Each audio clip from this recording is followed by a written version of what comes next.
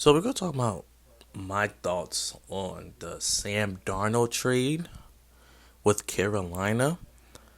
I'm gonna say first thing first, the Jets won this trade, but at the same time the Panthers won this trade. If Sam Darnold end up developing to be a great quarterback, a quarterback that maybe, leads Carolina to a Super Bowl win, all right, bet. This is the best trade Carolina has. But if Sam Darnold doesn't develop as everyone hopes that he develop, and he end up developing as not a good QB, then the Jets win this trade. In my opinion, I still think Carolina has to trade up for a quarterback. They have to. Because in next year's draft, it's not going to be a strong QB class. It's going to be a weak one. Man, you have an opportunity to maybe trade up for a Justin Fields, a Trey Lance. I'm not going to say Mac Jones because I think Mac Jones, who we will talk about later, will go number 3 to the 49ers. But if you have an opportunity to trade up for Justin Fields or Trey Lance, you have to take them. You just have to. You have to trade up and try to take one of those guys. But if you're banking, because the only way you know the trade is going to work, you're just banking on Sam Darnold developing. And in Sam Darnold case, you're not in one of the best situations because now you have Christian McCaffrey in the backfield coming back healthy. You have Roddy Anderson who went over for 1,000 yards. You have now DJ Moore who went over for 1,000 yards.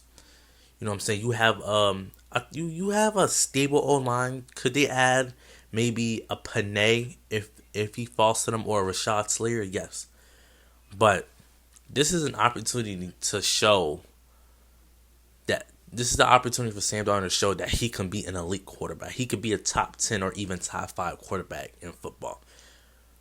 And from the Jets, it's clear that they're taking a quarterback here. It's rumored that they really love Zach Wilson. In my opinion, I think you go with Justin Fields at number 2 overall. But that's just my personal opinion. But the Jets are definitely taking a quarterback. And whatever quarterback they take, they have to build around them. You don't want to be in another Sam Darnold situation where you take a guy at number 2 and you don't build around him, and then you're trading him 3 years later. Now the Jets, they get a fresh start. They get a quarterback on a rookie deal. You know, if they would have stuck with Sam Darnold, they were going to have to pay him QB money because he's on his last deal of his rookie contract. If Sam Darnold end up being a good quarterback, this trade, Carolina wins this trade. But if he doesn't, and whoever the Jets take end up being a great quarterback, Carolina just set themselves back 5 years from now. Now, if Carolina wasn't sure about any of these quarterbacks in this draft, then I think you go with the best player available at 8. And you keep Teddy Bridgewater for another year. I think trading for Sam Darnold was a bit risky because now you're going to have to pay him. If you think Sam Darnold is your guy, now you're going to have to bank. Now you're going to have to pay him quarterback money. Carolina's just banking on Sam Darnold developing into the quarterback that we all hope and think he can be. Because I think Sam Darnold, he's shown flashes of being an elite quarterback, but at the same time, he hasn't. I understand the Jets situation was not a great situation to be in, but his mechanics are not that great. He turns the ball over a lot. He fumbles. It's so many things wrong with Sam Darnold. But if you can coach, turning the ball over, fumbling, what I'm saying, not making the right reads out of Sam Darnold, then you have a franchise quarterback. But you're banking on that. And you're going to have to pay him. I would have preferred to trade up and maybe trade up with Atlanta and take a QB, or trade up with Cincinnati to take a QB. That's just my personal opinion. But we'll see what Carolina do to draft, because they can still take a QB. If a Justin Fields falls to you or a Trey Lance falls to you, I wouldn't be surprised if Carolina said, you know what, these quarterbacks just fell in my lap. I'm going to take one of these guys. I just wouldn't be surprised, in my personal opinion, if I was the GM of Carolina, even though I traded for Sam Darnold, if I have an opportunity at 4, if Justin Fields, Trey Lance, or even Zach Wilson falls to 4 to Atlanta, I'm calling up Atlanta and giving up 2 or 3 first round picks to trade up to get a QB. The Jets, they Carolina gave up a lot in a way. They gave up a second next year, they gave up a sixth this year, a fourth, and I think a 7th round pick. They gave up a second next year. I don't think Sam Darnold is worth a second. I think he's just worth a 6th, 7th round pick. Not to be disrespectful, but he's not worth the 2nd round pick. But who knows? Maybe that pick turns out to be great. What if maybe Carolina's picking in the top of the draft? So we just don't know. Another player I do want to talk about is Matt Jones. Matt Jones, to me, he's not a top 5 pick. He's not even a top 10 pick. But the 49ers are heavily rumored to take Matt Jones at 3, at 3. I think if Justin Fields is there or even Zach Wilson is there, you have to take one of those guys. Matt Jones, I like Matt Jones, but he's not worth a top 5 pick. What 49ers gave up to trade up at number 3 were a lot for a Matt Jones. It is like when you trade up, you give up that much assets. You're trading up for a Trevor Lawrence or maybe a Justin Fields, a Zach Wilson. You don't trade up for a Mac Jones. And this is giving me a Mitch Trubisky vibe. Back in 2017, no one loved or was sold on Mitch Trubisky except the Bears. The 49ers are the only team that sold on Matt Jones. And we all remember the Bears traded up one spot just to get Mitch when they could have just stayed at 3 and still get Mitch and end up passing on Deshaun Watson and Patrick Mahomes. The 49ers, they're gambling on Matt Jones now. I know they still have Jimmy Garoppolo, so Matt Jones is going to learn under him. But Matt Jones has to be a Hall of Fame type of player because you don't trade up that much assets for a guy who his talent is more of a 2nd, 3rd round talent. So I think they gave up. I think if you were going to take a quarterback, I don't think it should be Matt Jones. I think it should be Justin Fields. Trey Lance to me will work beautifully in that system, or even let's say the Jets go Justin Fields, a Zach Wilson. I don't think you go with Matt Jones. Matt Jones he's not worth giving up 2 first round picks in a second to move up to number 3. He's not worth it. Because at the end of the day, the 49ers could have taken Matt Jones at 12. They could have just waited and hoped Matt Jones fall to 12, which I think he most likely would have. But Matt Jones' stock has been rising up, and I felt like they felt like, you know what? His stock is going up. He's projected to go number 8 to the Panthers, number 9 to Denver. I think this is just like, you know what, we have to get the quarterback in the future. I feel bad for Jimmy G because he has been hurt for the past 2 years. But I understand why they want to move on from him, but I don't think you take Matt Jones. Matt Jones is not a top 5. He's not a first round talent, in my opinion. And another team who I think should trade up for a quarterback is the New England Patriots. Now, if Cam Newton maybe has, let's say he has a MVP-like season, or he has a season where he throws for 4,000 yards and 33-something touchdowns, then maybe Cam Newton can be your franchise quarterback. But Cam Newton is 32 years old. Okay, age is catching up to him. I think New England have to do whatever they can to trade up for a quarterback, to trade up for one of these top quarterbacks. Now, they can maybe still take a quarterback at 15. They can still take Kellen Mond, who I think will be the Dak Prescott in this draft. Kellen Mond is an amazing quarterback. Like, he has everything you want. He has arm strength. He has mobility, the accuracy. He has everything you will want in a quarterback. Maybe Bill Belichick says, you know what? Maybe I can go with a Kellen Mond or something like that. But you only signed Cam for a 1 year deal. Jarrett Stidham is clearly isn't the guy. You maybe have to trade up for a Justin Fields or Trey Lance. Or maybe you just, you know what? Maybe there's a quarterback they like in the 2022 draft that they like and they can take there. But I think you can maybe trade up because it's been rumored that Bill Belichick loves Justin Fields.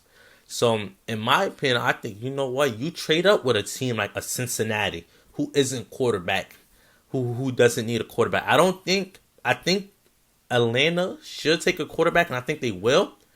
But it's been rumored that they love Kyle Pitts. So maybe you trade up with Cincinnati and you take a Trey Lance or you take a Justin Fields or one of these two guys that you have to trade up for. Because you're not getting Zach Wilson. From the looks of it, you're not getting Mac Jones. So maybe you trade up for one of these guys.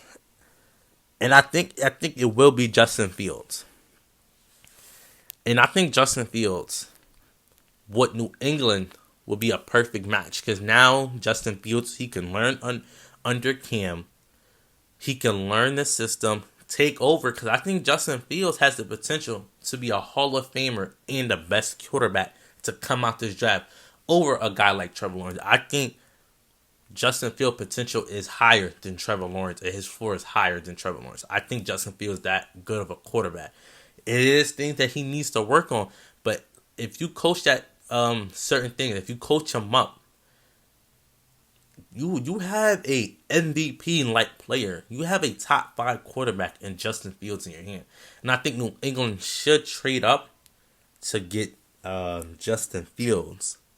Now we're gonna move on to the Bengals, who's sitting at 5. The Bengals are one of the most unique situations because they're picking at 5. You can go with a Panay, who I think they should go because Panay is a generational tackle. He's a once in a decade type of player, and I think with the injury of Joe Burrow, yes, you signed Riley Reid for 1 year. So if you grab a Panay, you can maybe slide him over at guard, or you know what? Let him sit on the bench for a year and then plug him in the next year. But if you believe Ryan Leaf has a couple of more years left in him, you maybe go a Rashad Slater that can move into guard. Or you might say, you know what? A Jamar Chase is right there. We compare him up with Joe Burrow.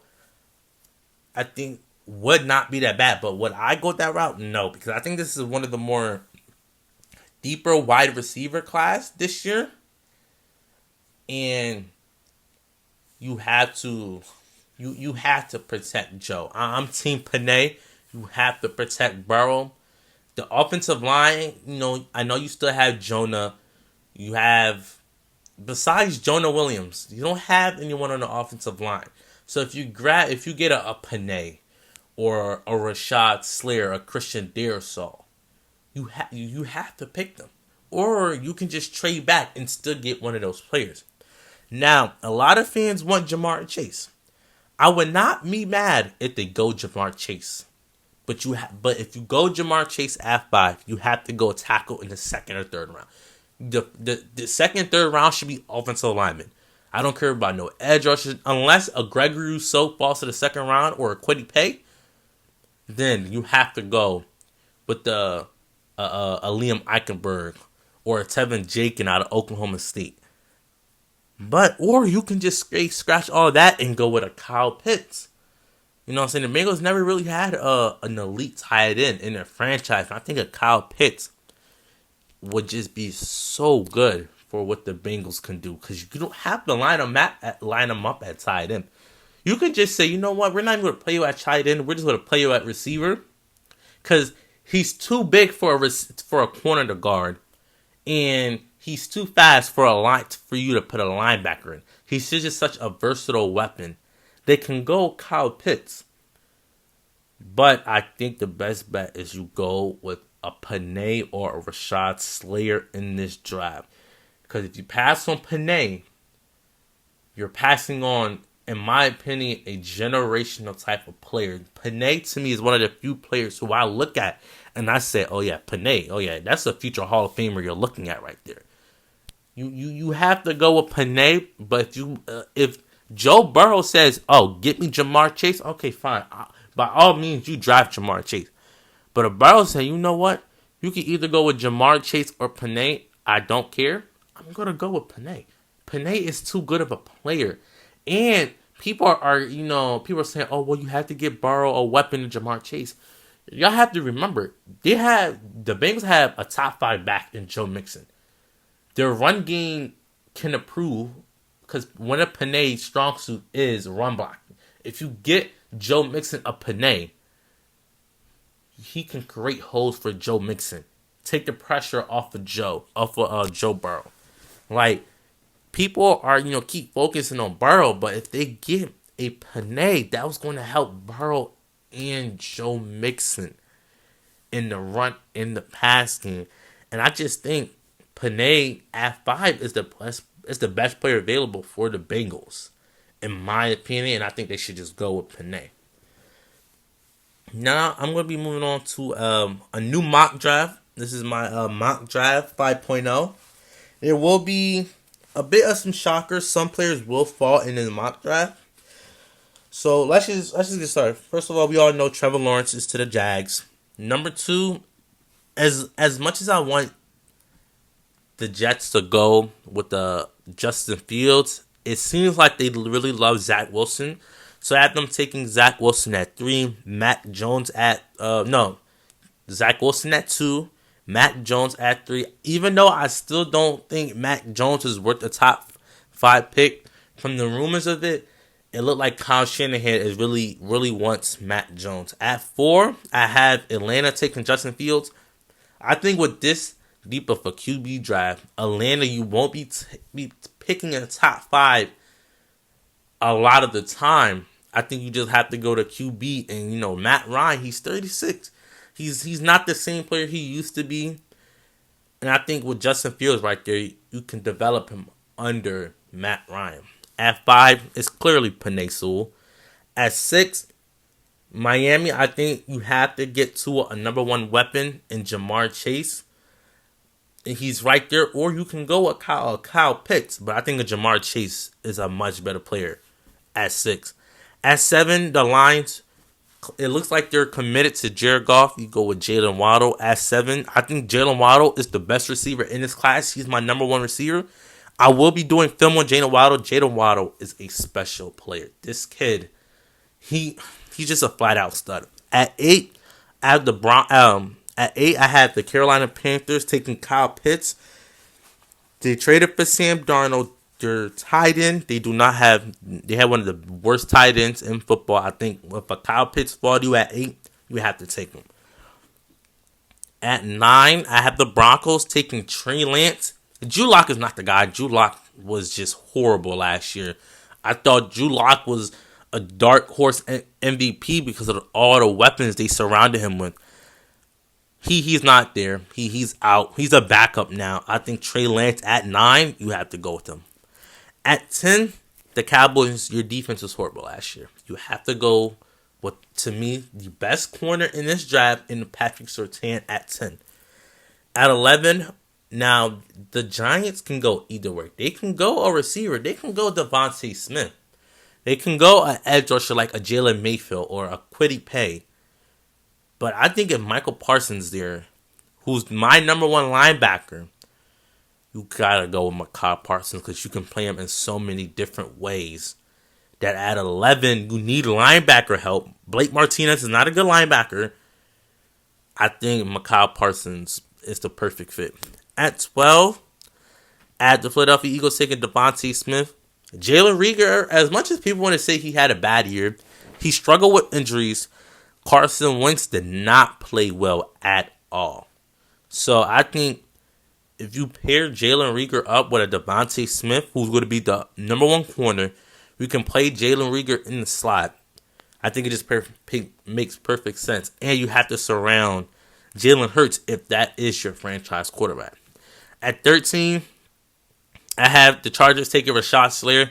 You have to protect Justin Herbert. Your O-line is a bit shaky, especially at the tackle position. So Rashad Slater, even in let's say they don't want Rashad Slater to play a tackle, you can play him at guard and draft a tackle in the second round. At 14, I think Minnesota go with an edge rusher and Kwity Paye. Kwity Paye, in my opinion, is the number one edge rusher in this class. He's going to be a star in the NFL. Because Kwity Paye, his size and speed is just unmatched. He's going to create problems. I think he's a day one starter for the Minnesota Vikings. At 15, I think New England go with the second best corner in this draft, in my opinion, in the J.C. Horn, a physical man press corner. He's definitely going to be the number one corner on the team day one. At 16, I have Caleb Farley going to Arizona. He's falling in the draft because allegedly he it's some medical red flags with a back injury, so that's why he's falling in the draft. I think you sign Malcolm Butler. He's not the same player. He's not a number one anymore. You let Patrick Peterson go. I think what Farley, you can play him as the number one guy. You can pit Brian Murphy as the number two corner and keep Malcolm Butler in the slot. At 17, Las Vegas, they have to go with the offensive lineman. They traded Trent Brown for nothing. They released Gabe Jackson and they traded Rodney Hudson. Their offensive line is a question mark, and I think Elijah Vera Tucker at 17 makes perfect sense because you can even play him at tackle, but he profiles more as a guard. At 18, I think Miami has to go with Najee Harris. He's my number one back. He's worth a first round pick. You can maybe go with a linebacker here, or even a receiver like a Rashad Bateman, but I think Najee Harris at 18. Pair him up with Tua, I think makes perfect sense. At 19, I have the Washington football team picking Christian Darrisaw. Their offensive line isn't the best right now. They franchise tag Brandon Sheriff. Their tackle position isn't that great. I think you go with Christian Darrisaw at 19, which is a great value because he's a potential top 10 pick in this draft. At 20, the most underrated tackle in this draft, Tevin Jenkins out of Oklahoma State. Chicago O-line was horrible. Their O-line was bad. You can plug Tevin Jenkins at left or right tackle. He's a mean tackle, especially in the run game. But his strong suit is in the pass game. Since Chicago is a pass-heavy offense, he's going to protect Andy Dalton at all times. At 21, I think the Colts go with Rashad Bateman. At 22, this is another underrated corner in this draft class, Eric Stokes. You release Adoree Jackson. You let go Malcolm Butler. Your corner spot is really, really bad right now. You could go with an edge rusher, but even though you signed Bud Dupree, I think you can maybe, because your edge rush game is horrible, unless you can maybe bring back Jadeveon Clowney. But I think right here, Eric Stokes is the best pick. At 23, I had the Jets taking Gregory Rousseau, who's one of the more underrated prospects. He's been just falling in the draft. I remember in the beginning of the year, he was the consistent number one edge rusher in his class. Now, like, some people don't even have him going in the first round. I think the Jets, you have no pass rush outside of Quinn Williams. Gregory Rousseau at 23, it makes perfect sense, especially what the 49er defense runs. At 24, at the Steelers taking a linebacker, their linebacker crew isn't what they was last year. You let Bud Dupree go. Devin Bush, he's coming off the ACL injury. I think Nick Bolton at 24 just makes perfect sense. Nick Bolton he's a stud. Like what with the Steelers, he's going to thrive with the Pittsburgh Steelers. He's just going to thrive. At 25, I had the Jacksonville Jaguars taking Sam Cosby, offensive tackle out of Texas. You franchise tag Cam Robinson, who's not worth a franchise tag. You have to protect Trevor Lawrence. I think Sam Cosby at 25 makes perfect sense. At 26, Jeremiah, the linebacker out of Notre Dame.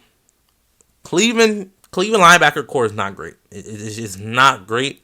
Jeremiah at 26 makes perfect sense. 27, I have the Baltimore Ravens going with Terrence Marshall, the wide receiver out of LSU. You had to get Lamar Jackson some receivers. Okay, Sammy Watkins, he's okay. Is he a number one? I don't think so. Is Terrence Marshall a potential number one receiver for Lamar Jackson? 100%. I think in a couple of years, we're going to be talking about how Terrence Marshall was the best receiver to come out in this draft because I think his potential and his floors and his ceiling is high. At 28, after Saints taking tight end Pat Fryman, your tight end, in my opinion, group isn't great. You could go with a safety here because you franchise tag Marcus Williams. The Saints might let him walk, but I think Pat Fryman at 28, I think is a good fit for what Sean Payton runs. At 29, Green Bay. I was thinking about giving them receiver, but Kevin King is just such a bad corner that you have to go with Greg Newsome, the corner out of Northwestern. At 30, at the Bills taking a running back in Michael Carter out of North Carolina, who's my number 3 running back in this class. This dude, oh my God, his speed is unreal. His speed is just like Michael Carter. In a couple of years, we're going to say, wow, he was the number 1 running back in this draft class. His potential is high. At 31, at the Chiefs going with Liam Eichenberg, you have to go tackle here. You let Eric Fisher and Mitchell Schwartz gone. You release both of them. You got Joe Tooney at guard, but your tackle positions are weak. And at 32, I'd have Tampa Bay go with Jalen Phillips, the edge out of Miami, who has potential. He has some potential, but injuries is what concerns me.